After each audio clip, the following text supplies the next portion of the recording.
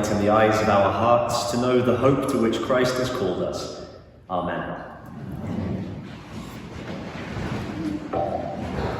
Well, I want to spend a little bit of time in the gospel text this morning that we just heard and really journey through it along with the disciples.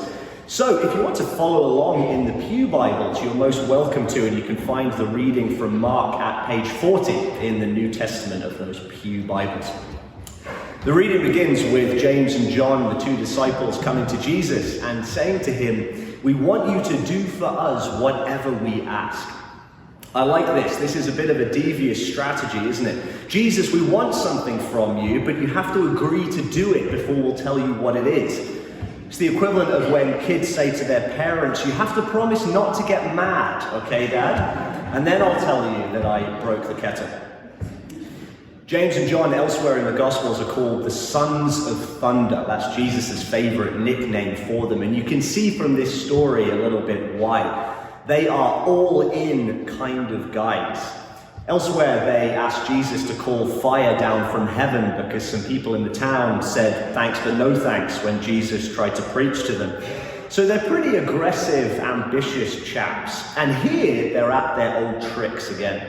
They've been conspiring behind closed doors, trying to twist Jesus' arm and push their way to the top of the pack. Despite their audacity, though, Jesus doesn't rebuke them. Instead, he simply asks them, "What do you want me to do for you?"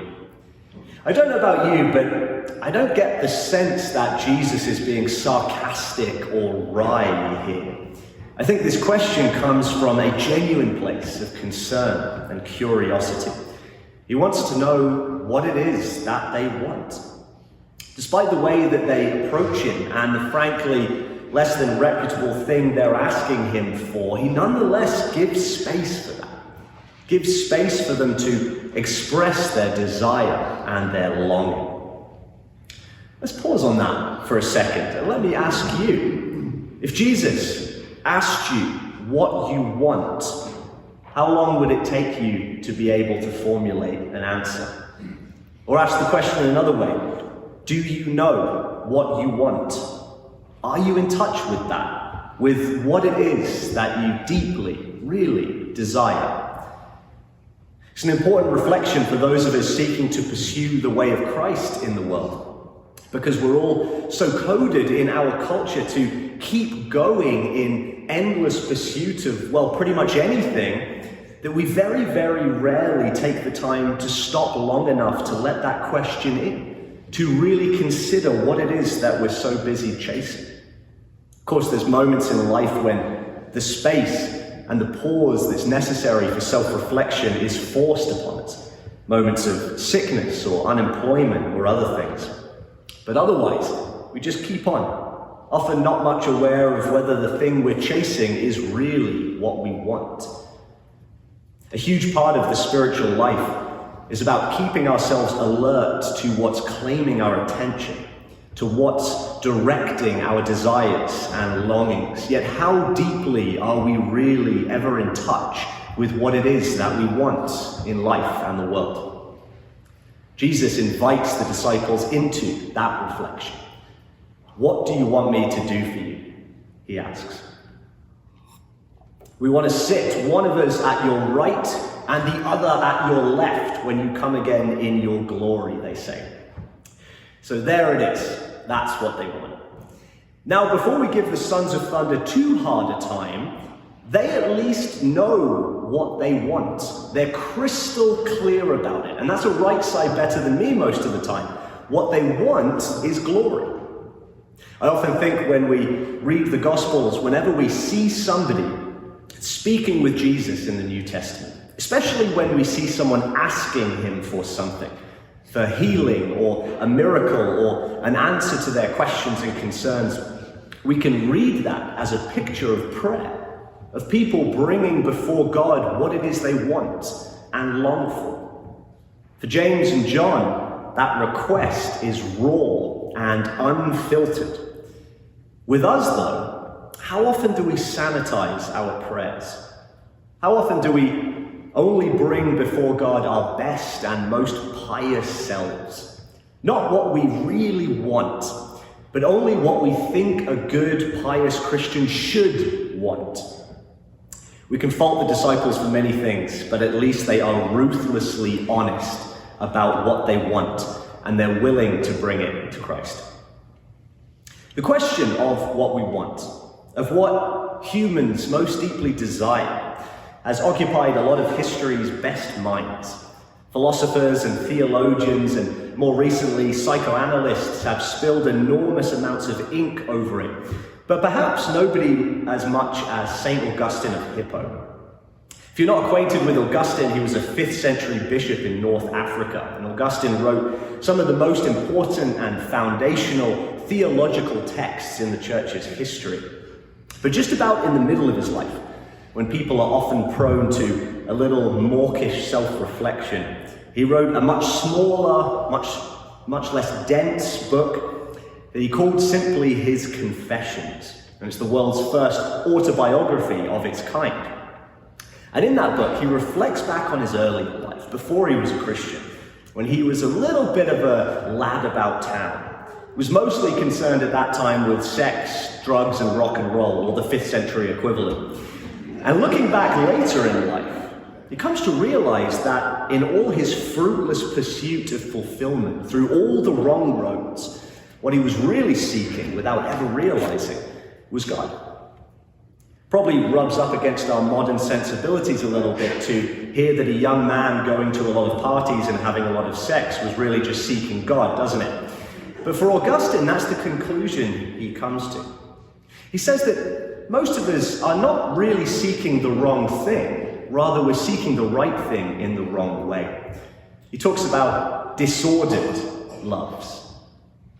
Augustine says that it's very rare that people in life run headfirst into something that they know is wrong, or something that they know is bad for them. Instead, at the heart of it, it isn't that we want things that are bad for us, but that we want things that can only be found in God, and we look for them just about everywhere else. In the church, we have this ugly old word sin that we use for naming the human proclivity for choosing what's wrong over what's right. But Augustine says, actually, the essence of sin is disordered love, which is to say that sin isn't about doing the wrong thing. It's about pursuing the right thing in the wrong way, or in the wrong place, or at the wrong time. So back to our sons of thunder. James and John want glory. They want greatness. And we might judge them for that and think that's the wrong thing to want. But what I find so amazing about this story is that Jesus doesn't rebuke them. It's a common misconception in the church and outside the church that God is something of a cosmic killjoy, a grouchy schoolteacher who has no time for our silly human wants and desires. But that is not what we find in this story. Christ shows us a God who is boundlessly patient with our disordered desires, with our silly, small, misdirected wants and longings. The story gives us not a God who chastises the disciples for wanting the wrong thing, but a God who patiently and gently invites them into a different reflection. It goes like this. The rest of the disciples catch wind of what James and John have been up to, and as you can imagine, for a group of teenage boys, they're a little upset about it. Which goes to show that they're all just as bad as one another, because clearly they all want the same thing, and they're just upset that James and John got in there first. And Jesus gathers them all together and says to them, you don't understand. Glory is not the point. He says, you know that among the Gentiles, those whom they recognize as their rulers lord it over them, and their great ones are tyrants over them. But it is not so among you. Whoever wishes to become great must be your servant, and whoever wishes to be first among you must be the last and the slave of all. Jesus' question to the disciples is not about whether their desire is the right one, but about whether it stands in the way of loving service to others. This is the real crux of desire, of what it does to us.